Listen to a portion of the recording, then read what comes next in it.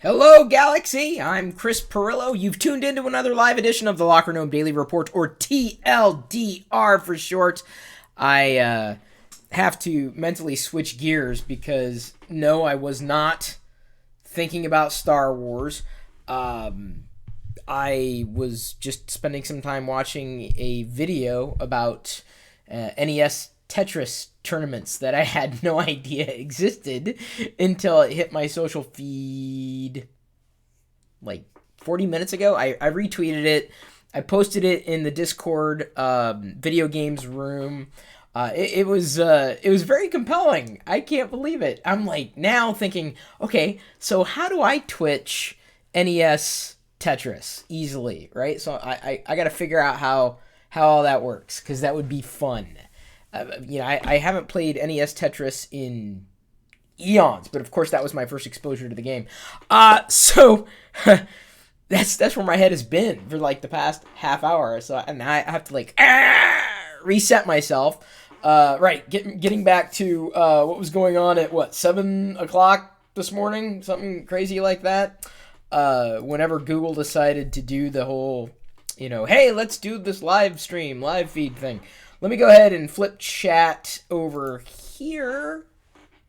I went this way and then this way. You can see at the top of the screen, I was testing chat, Mixer, and YouTube crossover, and now you can't. It's gone. So if you went to look, it's no longer there. So I've been awake since 6:30.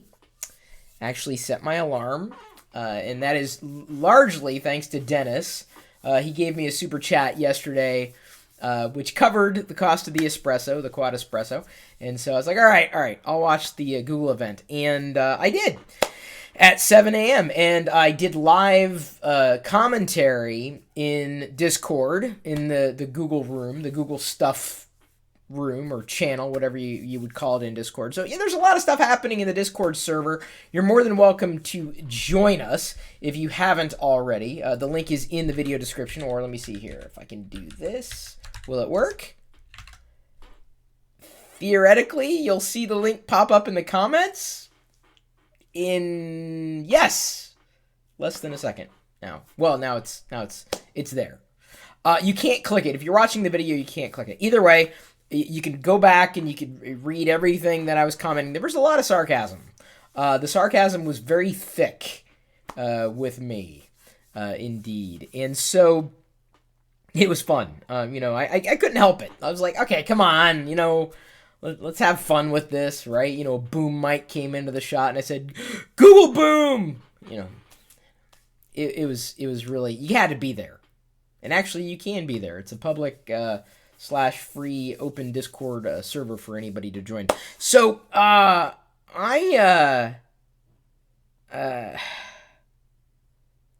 can't say that I was overwhelmed, underwhelmed. I was whelmed. I got everything I expected to get from this series of announcements, a cavalcade of products. I think Google is getting its story together, which is good to see. So many years on, right? And that's something that I had been hoping for all this time. They've doubled and tripled down on the comprehensive approach to these device experiences, crossing over between software, hardware, and services. And the Pixel 4 is kind of the culmination of all that. Of course, there were a few other products that were announced today. You've probably already seen all the feeds, dominated with these, smart home things and camera things and a new Pixel Book thing. But honestly, out of everything that I saw, maybe one or two things were most titillating. Primarily the Pixel 4, which I do now have on pre-order. I ended up getting it, and I may have to place the link in the video description. But I got it, and then a $100 gift card in tow. Did not get it through Google. Did not go directly through Google this time. This is like one of the first times that I'd never gone directly through Google to get the Pixel. But I expect it to be here on the 24th of October, which is 9-10 days away. I have to put it out of mind. I have to watch more Tetris videos just to kind of get it out of mind. Otherwise, I'll obsess over it, right? Okay, it's coming, 9 days, 8 days. Because I'm certainly looking forward to it, but also know that time is not going to go any faster the more I think about it. So I probably will not be ruminating all that much between then and now. It was interesting though, and by the way, I must thank VT Productions PC for the super chat, saying no notch and 90 hertz. Samsung and Apple left the chat. That's funny.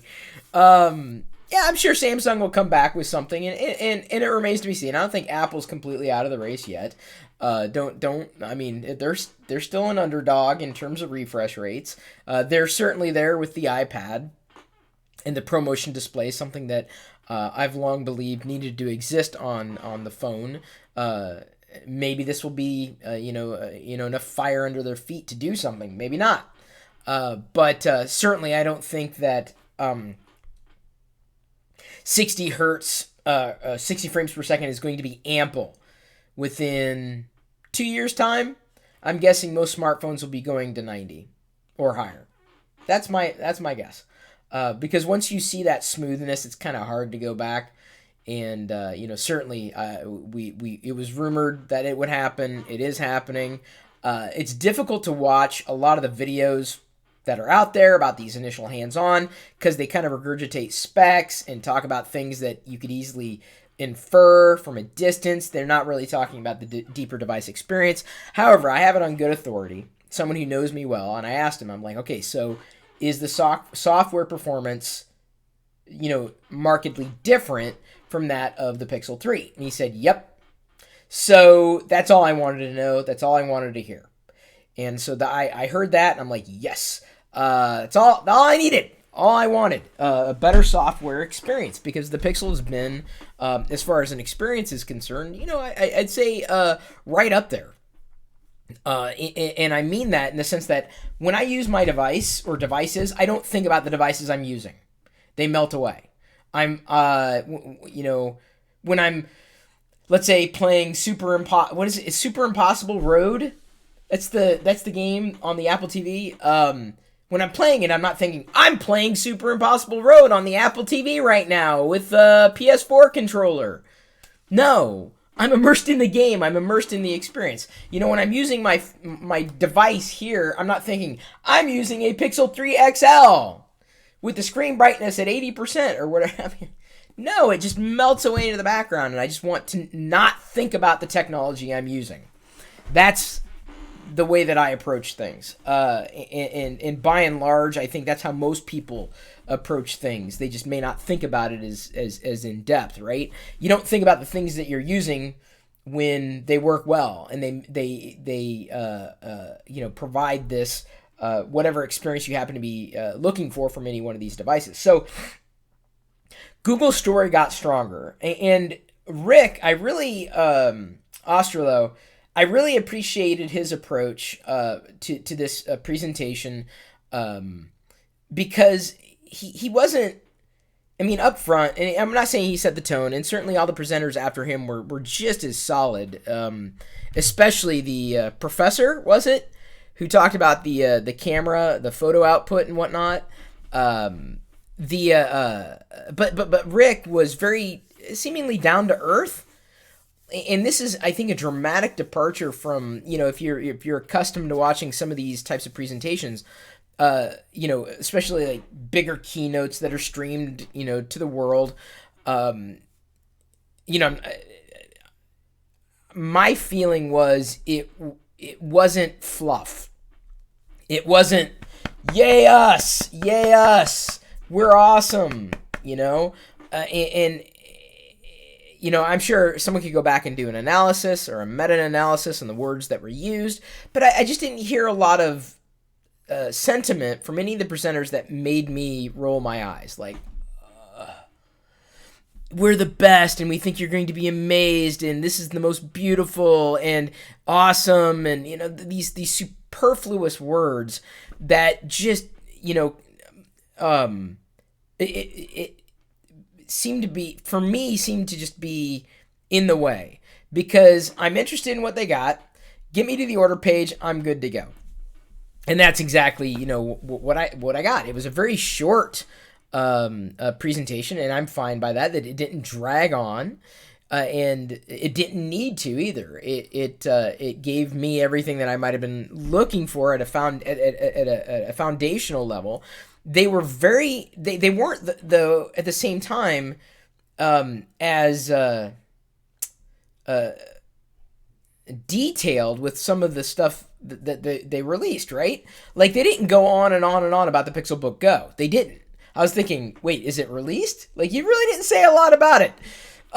Yes, I guess it's going to be out. There are different configurations available. Go Intel! Woo!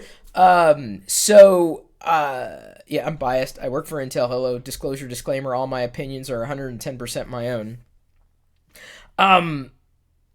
I didn't order a Pixelbook Go. I just ordered the Pixel 4 XL, just black. I'm fine with that. I did not get the fabric case because at $40, it needs to do something other than feel good and look good. And I found out the hard way that it doesn't necessarily protect everything. But I had dropped my Pixel 4 or Pixel 3 XL a few months ago, and I was devastated because it's costly to replace a screen. But I thought, can I wait to the Pixel 4? I'm glad I got it replaced, admittedly. But at that point, I looked around for deeper options and ended up going with a Spigen case that has a lip. Then I knew I needed a case with a lip. I'd been talking about this kind of a case for devices going all the way back to kind of keep it from landing flat on its face. You've got the lip that's raised around the sides, and pre-ordered that for like $11, and it's done. I'll get that, I'm sure, before I get the actual phone. But I think that in terms of a presentation, I didn't need it to be that compelling. I was happy. I'm glad they went in depth about the as I mentioned yesterday. I think they're going to talk a bit about the photos. It'll be interesting to see where they go with Project Soli, or this radar, I guess, and the hand waving.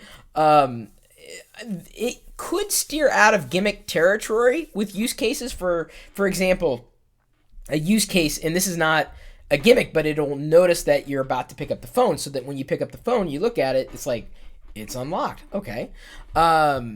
So I saw a comment here.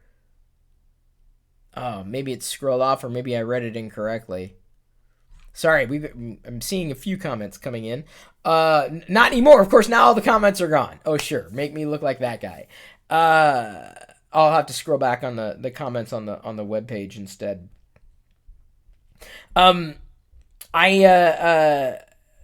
am interested in seeing photo comparisons of side by side with output, and the only one, I'm interested specifically with Pixel 3 versus Pixel 4 image quality, especially with the white balance change that's happened with the Pixel 4 that they talked about, specifically like with faces in lighting situations that are less than prime.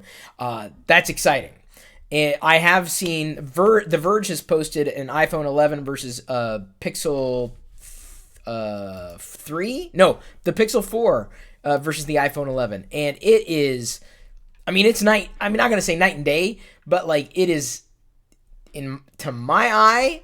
And I don't zoom in looking at every single pixel. I'm pretty sure the iPhone is sharper with what it's doing as you zoom in. I tend to be someone who also looks for color. Yes, sharpness, absolutely, with the full resolution of the image, but a color. And what I saw on the Verge article, my eyes on different screens, the Pixel 4 seemed to have better color accuracy. Dramatically between the shots, less saturation, which I'm fine with, because that can always be boosted in post. And then when you couple that with the independent ability to adjust dark and light spots in the Pixel 4 camera app, I really think that the Pixel 4 is still the one to beat. Not just in terms of camera quality, even video stuff. And I haven't seen any video sample shots, but the ones that I have seen, I guess maybe my ears have become attuned to the Pixel 3 and the mic pickup. I wish I could tweak it a little more, certainly. But In terms of the way we've used it, it's been just fine. I'm just scrolling back through a couple comments, but let me first get to the super chat from VT Productions PC. I'm hoping they sell like hotcakes. I doubt they will. Sorry, Google. I'm glad you're on all the carriers, but I don't see them having the same brand cachet right now. Not because the devices aren't stellar experiences. I would choose one over an iPhone 11 for just about anything. He says, I want everyone to get over the nacho cheese hairline. Yes, the Samsung S11 will get the 90 hertz. There's the code, but we all know Apple will be at least 2 years away. That's possible. Some people complained about the front-facing camera, I think not having, or one of the cameras not having 4K 60 frames per second. And I'm like, I guess I've never used it. In terms of that setting, I guess I'm fine with 1080p. And I know some other people were saying, oh, you don't get unlimited high-quality uploads. I'm like, okay, I've never needed them. Like, I'm kind of past the need for super high quality imagery at any point in the future. If it's stored at just good enough quality, I'm good. And I would say that even if they gave it, or continued to kind of give it for free. Google threw out 2 bonuses today.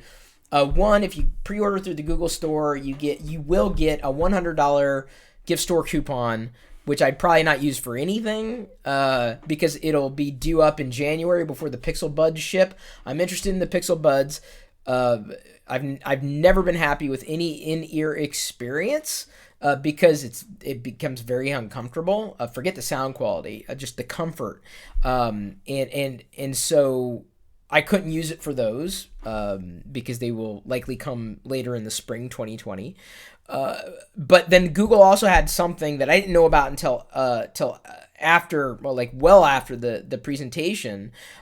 You can, if you're a Google One subscriber at the 200 gigabyte tier or higher, you will get like a 10% credit back within 30 days of the phone, I think either shipping or the actual ordering of the phone. So Google threw out a couple bonuses. They're not the only vendor that is throwing out bonuses. Either way, do a little bit of research before you order, if you do decide to order, because there's some nice bonuses floating around.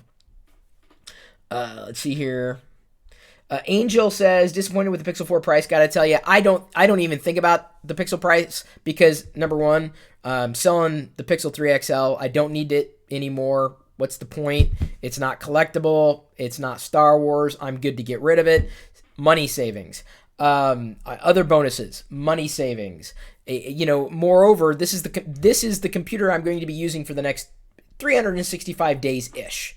So what is, after the cost differential, $600 over a year's time? I'm like, it's nothing compared to how much I'm going to get. I'm fine. So I don't even think about the price. Scrolling through. I'm sorry. I'm just scrolling through the video comments. Some people were complaining. I saw some iPhone users complaining that the forehead of the phone, like, what was up with the forehead of the phone? I'm thinking, wait a minute. You're an iPhone user, and you're complaining about a forehead on another phone. That's even worse than the pot calling the kettle black, dude. Like, when have I thought about the let me ask, this is the thing. How many times have I thought about the forehead and the chin on the Pixel 3 XL? Because you can turn off the notch. Turned it off within 30 seconds of getting the device a year ago. How many times have I thought about the forehead and the chin? None. That's how much I care. I don't. Because, when I'm using the device, I'm using the device. And the software experience is clean and congruent, and I'm happy. And you can't get that with a notch no matter how you slice it. Let's see here. Scrolling through some of the comments. I've got a back scroll here, and I know we got a super chat coming up, so I will give you the credit here as soon as I get there. I just don't want to miss any of these comments because I know everybody's kind of tuned in to hear what I think, and I want to be able to address the questions that you have or any of the comments that I might see that it would be, I think, good to cover. Sorry, I don't have the music going on in the background. That would kind of help the the dead air, if you will. Uh, oh, dang, now chat just jumped here. Christopher Drawn, good to see you again. Coming from a 1440p phone, should I go for the Pixel 4 or the 4XL? Well, I don't know about 1440p in terms of resolution. In terms of the Pixel 4 or the 4XL, Diane has the 3. I've had the 3XL. I'm much happier with the larger screen, and have been. I've noticed some maybe small differences in terms of performance. Very, very minor. I don't think most people would pick up, or let me put it this way. I would much rather personally have a larger screen than a smaller screen with my primary device. I've never been frustrated by saying, this screen is, it's too big. If anything, this screen is too small. So, it's completely up to you. I don't think the cost should be an object. I think your usability is what you need to focus on. What you what you expect to get out of these devices. So the Pixel 3 XL has been a champion in terms of what it's been able to do for me over this past year, and I expect the Pixel 4. Let's say 4 and the 4XL to be, not just more of the same, but just an improvement of that, a better software experience. That's all I'm looking for.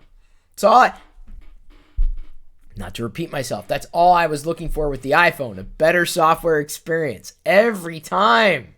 Funny how that went, ain't it? No portrait mode in standard wide cam now. Portrait mode is still a gimmick to me.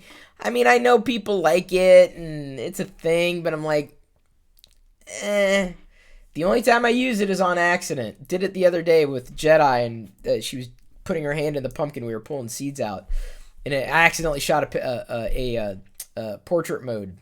It turned out okay, but I'm like, I don't know. Nice to have. Night sight is an absolute must, and they teased what may very well be, and I don't think we're going to see it anytime soon, but may very well be like Night Sight Plus, right? We have HDR Plus, and we may get Night Sight Plus because the professor, if you will, you talked about the very difficult night scene where you've got the bright moon and the dark landscape, and he teased the possibility of making such a dramatic difference in low light situations turn out better.